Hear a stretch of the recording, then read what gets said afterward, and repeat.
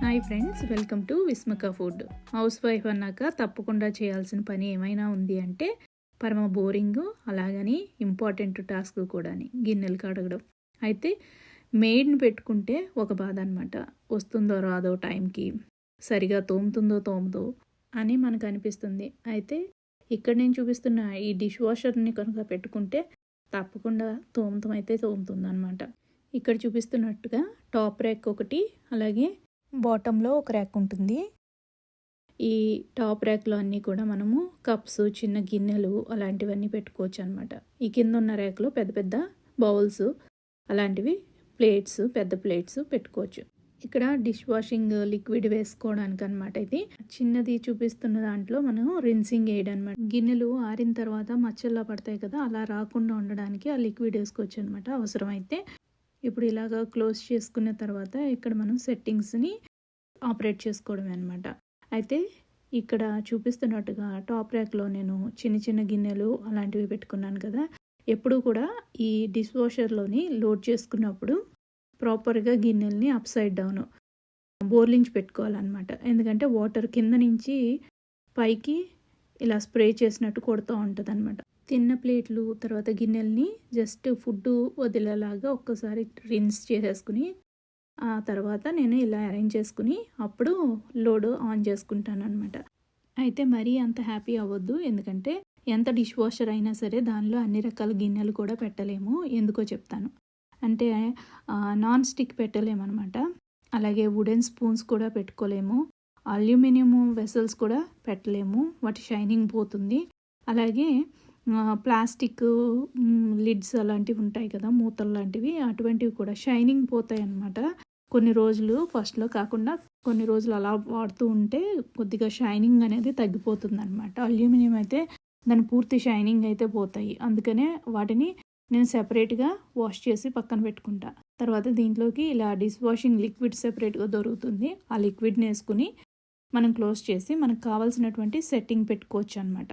అయితే ఈ డిష్ వాషర్లోని మనం ఇంకేం పెట్టచ్చు, ఏ వస్తువులు అయితే పెడితే బాగా క్లీన్ అవుతాయి అంటే దీంట్లో స్టీల్ గిన్నెలు, తర్వాత పింగాణి, సెరామిక్ బౌల్స్ ఉంటాయి కదా, సెరామిక్ వస్తువులు అవి, తర్వాత గ్లాస్ ఐటమ్స్, అలాగే ప్లాస్టిక్, అవి కూడా డిష్ వాషర్ సేఫ్ అని రాసి ఉంటాయి అన్నమాట.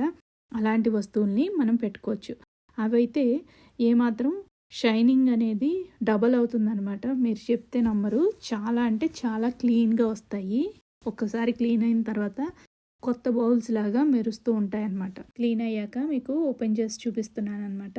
ఇక్కడ క్లీన్ అయిన గిన్నెలు ఇలా చక్కగా ఆరిపోతాయి. కాకపోతే కొంచెం ప్లాస్టిక్ అలాంటి వాటి మీద ఇంకా కొద్దిగా వాటర్ ఉన్నట్టు అనిపిస్తుంది. అంటే ఎక్కువసేపు ఉన్నట్టయితే పూర్తిగా ఆరిపోతాయి, లేదంటే అక్కడక్కడ కొద్దిగా వాటర్ లాగా కొన్ని ప్లాస్టిక్ వస్తువుల మీద కనిపిస్తాయి అన్నమాట.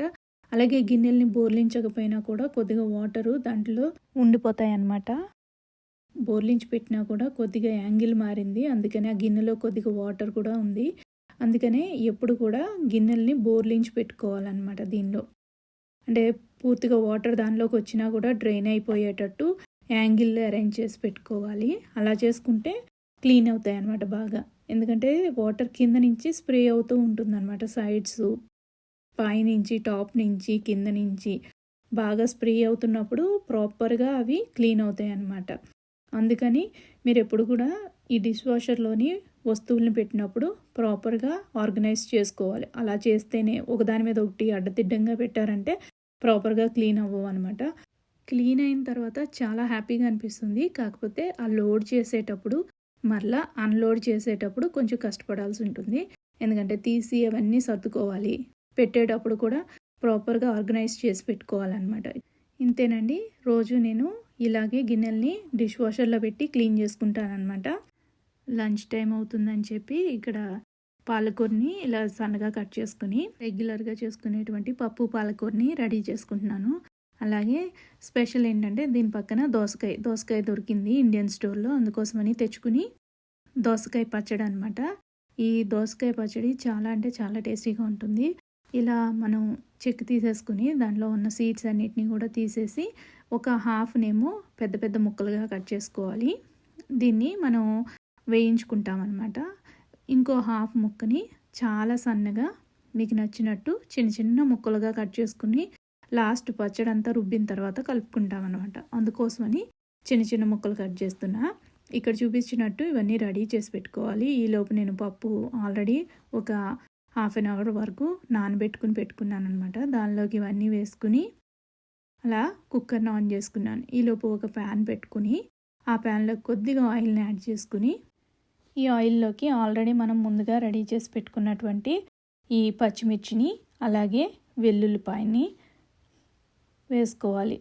ఈ పచ్చిమిర్చి వెల్లుల్లిపాయని వేసుకున్న తర్వాత ఒక గుప్పడంతా వేరుశెనగ గుళ్ళు పల్లీల్ని వేసుకుని వేయించుకోవాలన్నమాట. కొద్దిగా వేగిన తర్వాత కొద్దిగా చింతపండు అలాగే ఈ పెద్ద పెద్ద ముక్కలుగా కట్ చేసుకున్నాం కదా సగం దోసకాయని, అవి ఆ ముక్కల్ని కూడా వేసేసి వీటన్నిటిని ఒకసారి వేయించుకోవాలన్నమాట. వేయించుకోవడం అంటే కొద్దిగా 1-2 మినిట్స్ ఇలా లైట్గా వేయించుకున్న తర్వాత వీటిని మిక్సీ జార్లో వేసేసుకుని ఇప్పుడు దీనిలోకి ఇంకొక 3-4 వెల్లుల్లిపాయలు, పచ్చి వెల్లుల్లిపాయలు, అలాగే సరిపడినంత సాల్ట్, 1 టేబుల్ స్పూన్ దాకా జీలకర్ర ఇవన్నీ వేసుకుని ఇలా కచ్చాపచ్చాగా రుబ్బుకోవడమే.